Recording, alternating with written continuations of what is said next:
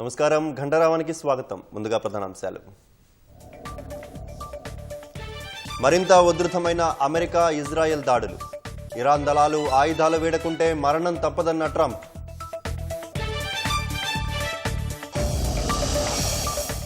యుద్ధ నౌకపై దాడికి ప్రతీకారం తప్పదన్న ఇరాన్. పొరుగు దేశం అజర్బైజాన్ పైకి డ్రోన్లు, ఒమన్ పోర్టుపైన దాడి. రష్యా నుంచి చమురు కొనుగోలుకు భారత్కు అనుమతి. ఇరాన్ యుద్ధం దృష్ట్యా 30 రోజుల మినహాయింపు ఇచ్చిన అమెరికా.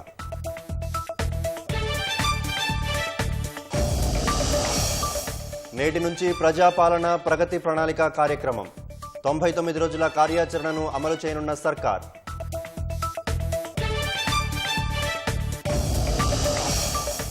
తొమ్మిది రాష్ట్రాలకు కొత్త గవర్నర్లను నియమించిన కేంద్రం. మహారాష్ట్రకు జిష్ణుదేవ్ వర్మ బదిలీ, తెలంగాణకు శివప్రతాప్ శుక్లా.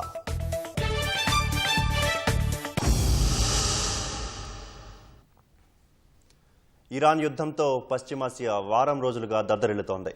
ఇజ్రాయెల్, అమెరికాలు వందలాది డ్రోన్లు, మిసైళ్లతో ఇరాన్పై విరుచుకుపడుతున్నాయి. యుద్ధం కారణంగా ఇరాన్లో 1200 మందికి పైగా మరణించగా ఆ దేశం కూడా వీరోచితంగా ప్రతిఘటిస్తోంది. గల్ఫ్ దేశాలపై దాడులు కొనసాగిస్తూనే తాజాగా అజర్బైజాన్, ఒమన్పై డ్రోన్ దాడులు చేపట్టింది. మరోవైపు యుద్ధ నౌకపై దాడికి ప్రతీకారం తీర్చుకుంటామని ప్రతిజ్ఞ చేసింది.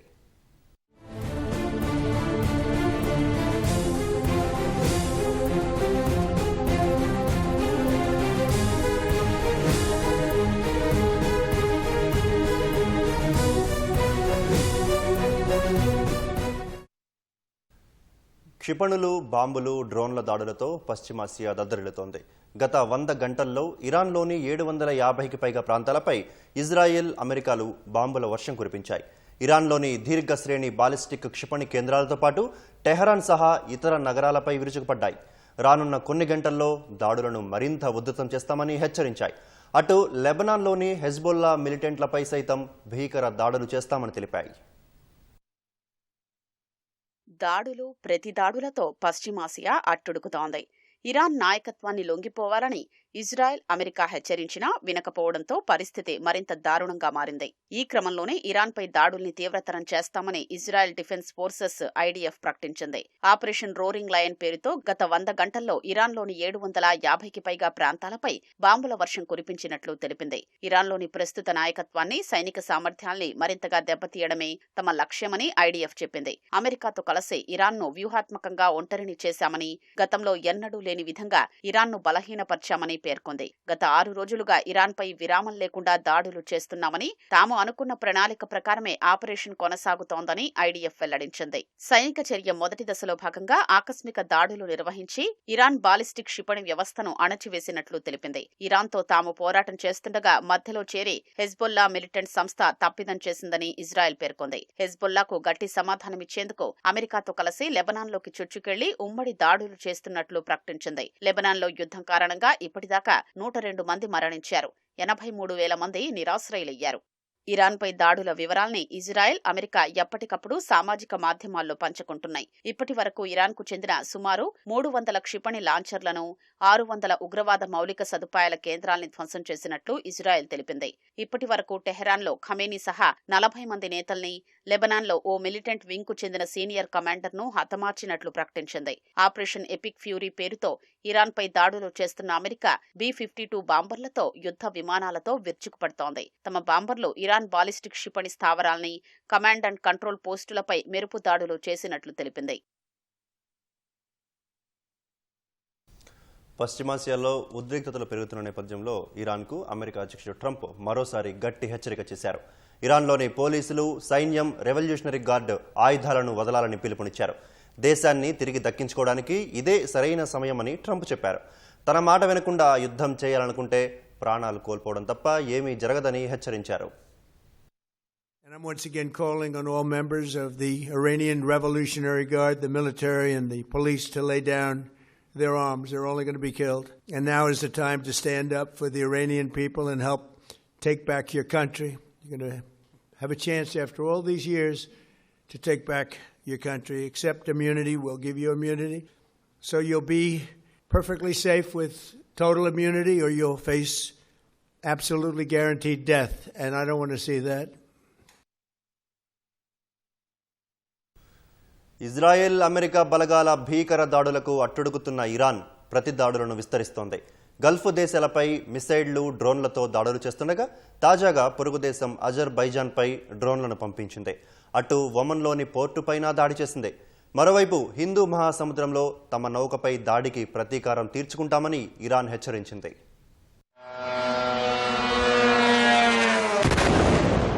ఇరాన్పై ఇజ్రాయెల్ అమెరికా దళాల యుద్ధం 7వ రోజుకు చేరింది. తమ దేశంపైకి వస్తున్న మిసైళ్లు, రాకెట్లు, బాంబులతో ఉక్కిరిబిక్కిరి అవుతున్న ఇరాన్ ఏమాత్రం తగ్గకుండా దాడులకు పాల్పడుతోంది. ఇప్పటికే గల్ఫ్ దేశాలపై దాడులు చేస్తున్న ఇరాన్ నిన్న అజర్బైజాన్, ఒమన్ పైన విరుచుకుపడింది. అజర్బైజాన్లోని నక్షివాన్ విమానాశ్రయంపై ఇరాన్ డ్రోన్ దాడి చేసింది. అది విమానాశ్రయ సమీపంలో కూలిపోయింది. మరో డ్రోన్ పాఠశాల వద్ద పడింది. దీంతో 2 గాయపడ్డారు. అయితే తాము అజర్బైజాన్ను లక్ష్యంగా చేసుకోలేదని ఇరాన్ తెలిపింది. అటు బెహ్రైన్లోని ప్రభుత్వరంగ చమురు శుద్ధి కేంద్రంపై ఇరాన్ దాడులు చేసింది. అయితే ఎటువంటి నష్టం జరగలేదు. ముందు జాగ్రత్త చర్యగా దోహాలోని అమెరికా ఎంబసీ సమీపంలో ఉంటున్న ప్రజలను ఖతార్ ఖాళీ చేయించింది. జోర్డాన్ సరిహద్దులో ఉన్న అల్జాఫ్ ప్రావిన్సులోకి దూసుకొచ్చిన డ్రోన్ను కూల్చివేశామని సౌదీ అరేబియా వెల్లడించింది. యుఏఈలోని అబుదాబిలో ఉన్న అల్దఫ్రా అమెరికా వైమానిక స్థావరంపై డ్రోన్ దాడి జరిగింది. దీని కారణంగా శిథిలాలు పడి 6 గాయపడ్డారు. మరోవైపు కువైట్ తీరంలో ఓ నౌకపై ఇరాన్ దాడి చేసింది. మరోవైపు దాడుల కారణంగా ఇప్పటిదాకా ఇరాన్లో 1230 మంది మరణించారు. వేలాది మంది గాయపడ్డారు. రోజు వేల మంది టెహ్రాన్ నగరాన్ని వీడి వెళ్లిపోతున్నారు. అటు సుప్రీం లీడర్ అయతుల్లా ఖమేనీ వారసుడిగా ఇంకా ఎవరిని ఎన్నుకోలేదని తెలుస్తోంది. ఇంకా ఆ ప్రక్రియ కొనసాగుతోందని సమాచారం. ఐరిస్ దేనా 75 నౌకను ముంచడం ద్వారా అమెరికా దారుణ నేరానికి పాల్పడిందని ఇరాన్ విదేశాంగ శాఖ మంత్రి అబ్బాస్ అరాక్చి వ్యాఖ్యానించారు. అమెరికా త్వరలోనే ఘోరంగా చింతించాల్సి వస్తుందని ఆయన స్పష్టం చేశారు. అయితే ఇరాన్ నుంచి క్షిపణులు, డ్రోన్ల ప్రయోగాలు తగ్గాయని అమెరికా, ఇజ్రాయెల్ సైనికాధికారులు తెలిపారు. బాలిస్టిక్ క్షిపణులు, లాంచర్లు, డ్రోన్లు తగ్గిపోయాయని వెల్లడించారు. ఇరాన్ దాడులు తగ్గిన నేపథ్యంలో దేశమంతా నిబంధనలు కొంత సడలిస్తున్నామని ఇజ్రాయెల్ ప్రకటించింది.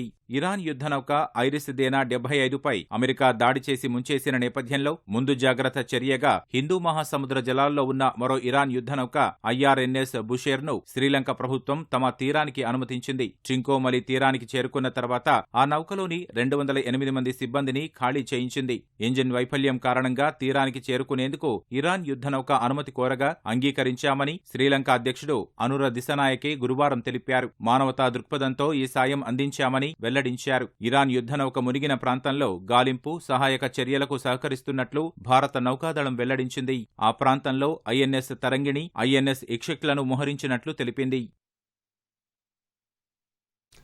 రష్యా నుంచి 30 రోజుల పాటు చమురు కొనుగోలు చేసేందుకు అమెరికా భారత్కు తాత్కాలిక మినహాయింపునిచ్చింది. ఇరాన్ యుద్ధం నేపథ్యంలో ఈ నిర్ణయం తీసుకున్నట్లు అమెరికా ఆర్థిక మంత్రి స్కాట్ బెసెంట్ తెలిపారు. అధ్యక్షుడు ట్రంప్ విధానాల కారణంగా ఇప్పటికే చమురు, గ్యాస్ ఉత్పత్తి రికార్డు స్థాయికి చేరిందని సామాజిక మాధ్యమం ఎక్స్లో పోస్ట్ చేశారు. ఇంధన సరఫరా వ్యవస్థలో స్థిరత్వాన్ని కొనసాగించడానికి రష్యా చమురు కొనుగోలు చేసేందుకు భారత్కు తాత్కాలిక మినహాయింపు ఇస్తున్నట్లు రాసుకొచ్చారు. ఇప్పటికే సముద్రంలో చిక్కుకున్న రష్యా నౌకల నుంచి మాత్రమే చమురు కొనుగోలు చేయాలని స్పష్టం చేశారు. ఫలితంగా రష్యాకు ఆర్థికంగా ప్రయోజనం చేకూరదన్నారు. అమెరికాకు భారత్ ముఖ్యమైన భాగస్వామి అని బెసెంట్ వెల్లడించారు. భవిష్యత్తులో అమెరికా ముడి చమురు కొనుగోళ్లను భారత్ పెంచుతుందని ఆశిస్తున్నట్లు తెలిపారు. అమెరికా ఆంక్షలు, ఆ దేశంతో ఖరారైన మధ్యంతర వాణిజ్య ఒప్పందం కారణంగా భారత్ రష్యా నుంచి చమురు కొనుగోళ్లను గణనీయంగా తగ్గించింది.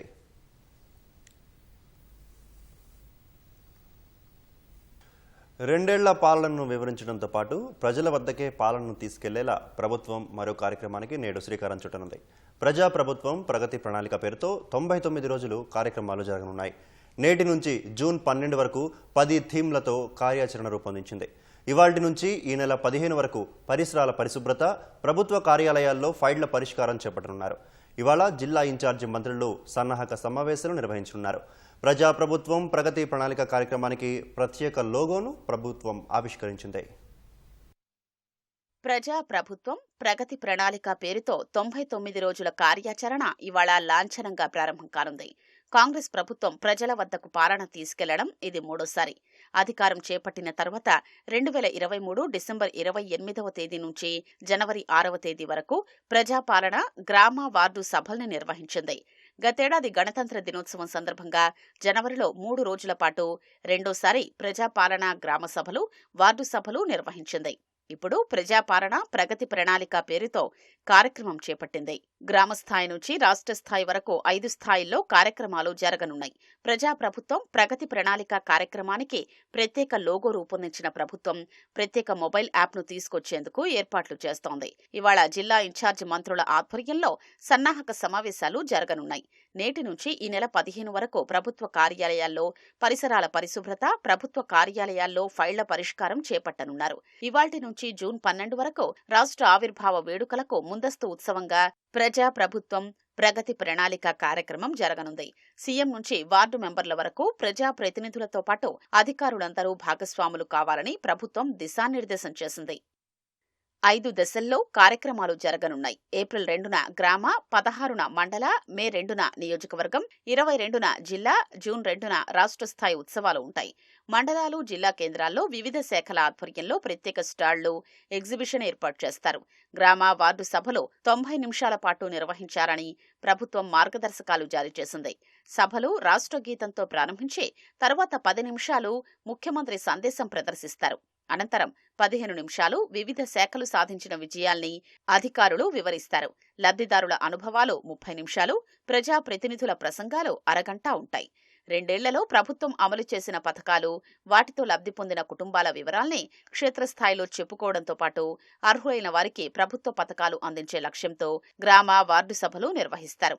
విద్య, విద్యుత్, వైద్యం రంగాల్లో చేపట్టిన సంస్కరణల్ని వివరిస్తారు. సోలార్ పవర్ వైపు రైతుల్ని ప్రోత్సహిస్తారు.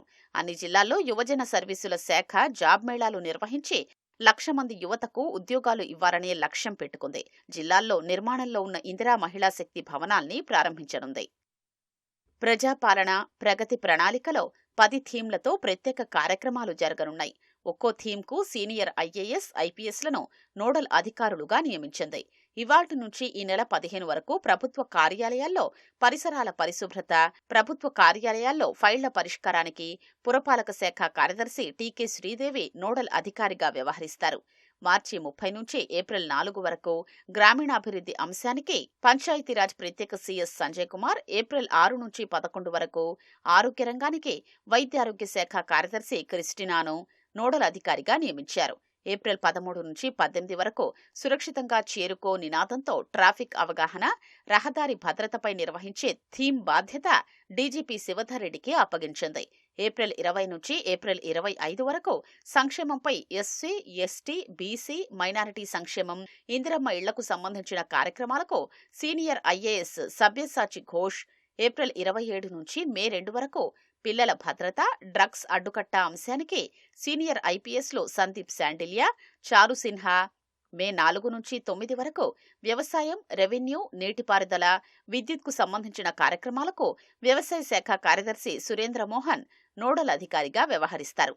మే 11 నుంచి 16 వరకు విద్యా కార్యక్రమాలకు విద్యాశాఖ కార్యదర్శి యోగితా రాణా, మే 18 నుంచి 23 వరకు యువజన సర్వీసులు, క్రీడలకు ఆ శాఖల ప్రత్యేక ప్రధాన కార్యదర్శి జయేష్ రంజన్, మే 25 నుంచి 30 వరకు జరగనున్న మహిళా శిశు సంక్షేమ కార్యక్రమాలకు ఆ శాఖ కార్యదర్శి అనితా రామచంద్రన్, జూన్ 1 నుంచి 6 వరకు పర్యావరణం, అటవీ శాఖలకు సంబంధించిన అంశాల్ని ఐఏఎస్ అధికారి అహ్మద్ నదీం నోడల్ అధికారిగా ఉంటారు.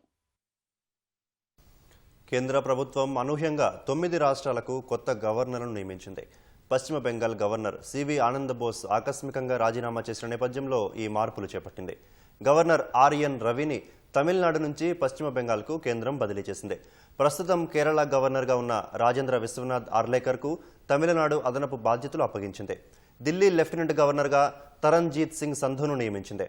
2024 జూలై 31న తెలంగాణ గవర్నర్గా నియమితులైన జిష్ణుదేవ్ వర్మను మహారాష్ట్రకు బదిలీ చేసి ఆ స్థానంలో హిమాచల్ ప్రదేశ్ గవర్నర్ శివ్ ప్రతాప్ శుక్లాను కేంద్రం నియమించింది. శివ్ ప్రతాప్ శుక్లా 1952 ఏప్రిల్ 1న ఉత్తరప్రదేశ్లోని గోరఖ్పూర్ జిల్లా రుద్రాపూర్లో జన్మించారు. రుద్రాపూర్లో పాఠశాల విద్య, గోరఖ్పూర్లో కాలేజ్ విద్య పూర్తి చేశారు. న్యాయశాస్త్రంలో పట్టా పొందారు. బీజేపీ విద్యార్థి విభాగం ఏబీవీపీ సంస్థాగత కార్యదర్శిగా పనిచేశారు.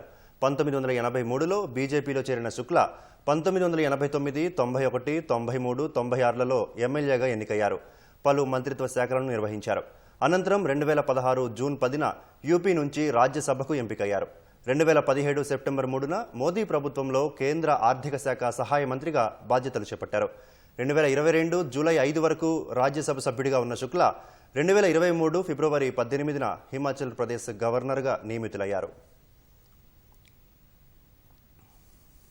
రాష్ట్రంలో రాజ్యసభ 2 స్థానాల భర్తీ ప్రక్రియ కీలక దశకు చేరింది. నామినేషన్ల దాఖలు ప్రక్రియ నిన్నటితో ముగియగా కాంగ్రెస్ పార్టీ తరపున వేం నరేందర్ రెడ్డి 4 సెట్లు, డాక్టర్ అభిషేక్ మను సింఘ్వి 3 సెట్లు నామినేషన్లు దాఖలు చేశారు. స్వతంత్ర అభ్యర్థిగా కాంటే సాయన్న 1 సెట్ వేశారు. మొత్తం 8 సెట్లు అందినట్లు రిటర్నింగ్ అధికారి ప్రకటించారు. నిన్న జరిగిన నామినేషన్ దాఖలు కార్యక్రమానికి ముఖ్యమంత్రి రేవంత్ రెడ్డి, పీసీసీ అధ్యక్షుడు మహేష్ కుమార్ గౌడ్, శాసనసభ వ్యవహారాల మంత్రి శ్రీధర్ బాబు, మంత్రులు, ఎమ్మెల్యేలు, ఎమ్మెల్సీలు, ఎంపీలు హాజరై అభ్యర్థులకు మద్దతు తెలిపారు. ఎన్నికల షెడ్యూల్ ప్రకారం ఈ రోజు నామినేషన్ల పరిశీలన జరుగుతోంది. చట్టపరంగా స్వతంత్ర అభ్యర్థికి కనీసం 10 మంది ఎమ్మెల్యేల ప్రతిపాదకులు అవసరం. ఆ మద్దతు లేకుండా నామినేషన్ దాఖలు చేసినట్లు సమాచారం. ఈ నేపథ్యంలో కాంటే సాయన్న నామినేషన్ పరిశీలనలో తిరస్కరణకు గురయ్యే అవకాశముందని అధికార వర్గాలు భావిస్తున్నాయి. ఇతర రాజకీయ పార్టీల నుంచి ఎలాంటి నామినేషన్లు దాఖలు కాలేదు. పరిశీలన అనంతరం కాంగ్రెస్ అభ్యర్థులిద్దరి నామినేషన్లు మాత్రమే చెల్లుబాటు అయ్యే అవకాశముంది. దీంతో పోటీలో ఉన్న అభ్యర్థుల సంఖ్య ఖాళీ సీట్ల సంఖ్యకు సమానంగా ఉంటుంది.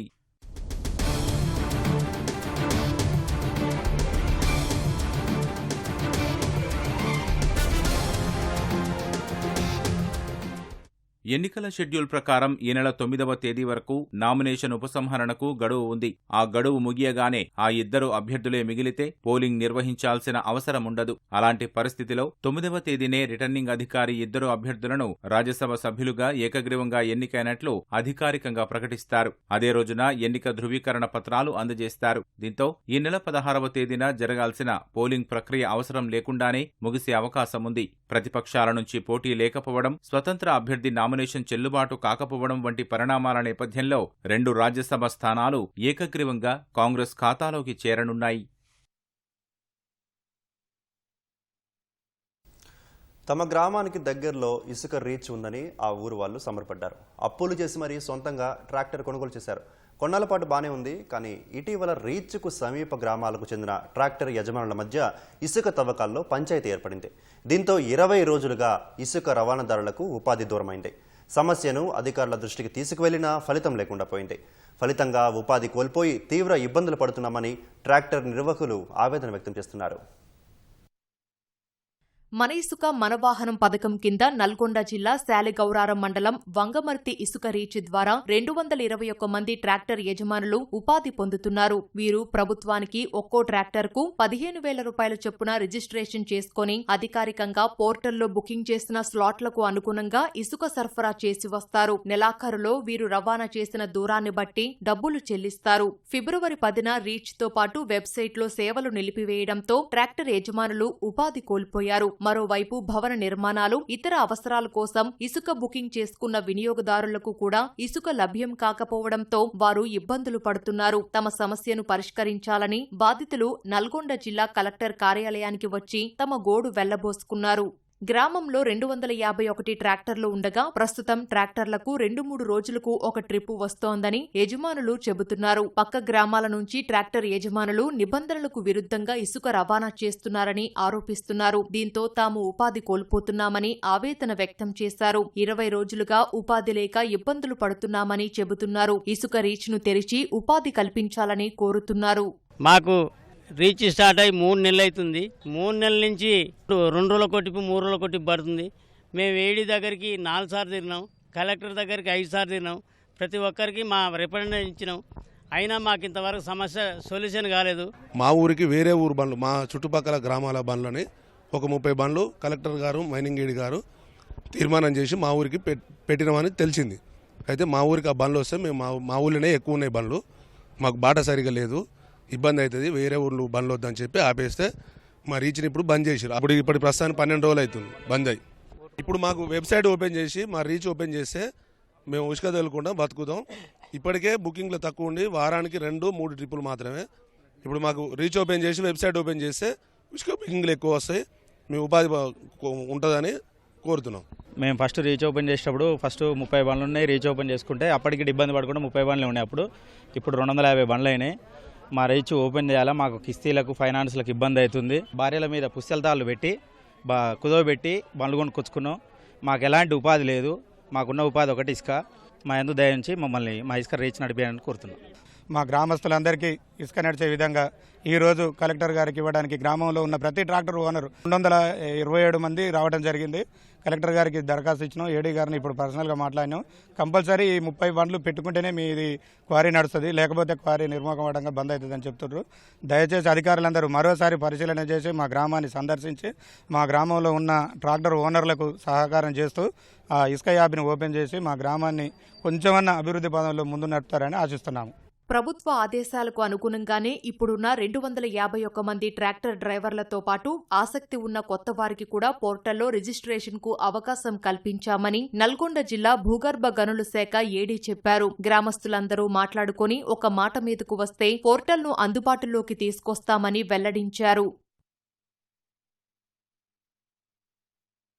హైదరాబాద్లోని మాదాపూర్ హైటెక్స్ వేదికగా 33వ హైసియా వార్షిక సదస్సు ఘనంగా జరిగింది. ఈ కార్యక్రమానికి హాజరైన భారత్ బయోటెక్ వ్యవస్థాపకులు ప్రముఖ పారిశ్రామికవేత్త డాక్టర్ కృష్ణయ్యల్ల తన ప్రసంగంతో అందరినీ ఆలోచింపజేశారు.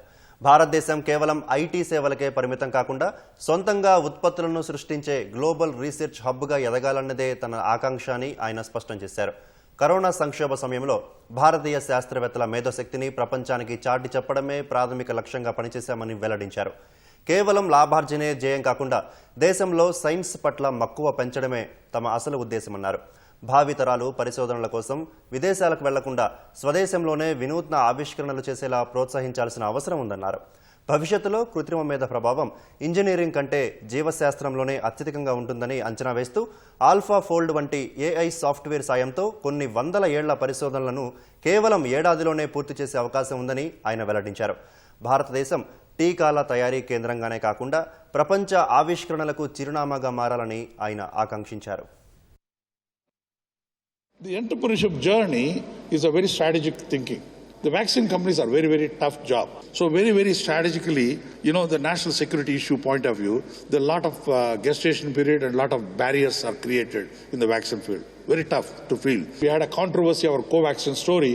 Today, no other country would have been left off. And we spent 800 crores on the clinical trial. Just imagine, there's just one phase 3 clinical trial. It cost 800 crores. We didn't take 1 rupee also from the government of India. We said, we want to give back to the country and to the people who are suffering should not be let off and government should not be exploited for sake of money, for the greed.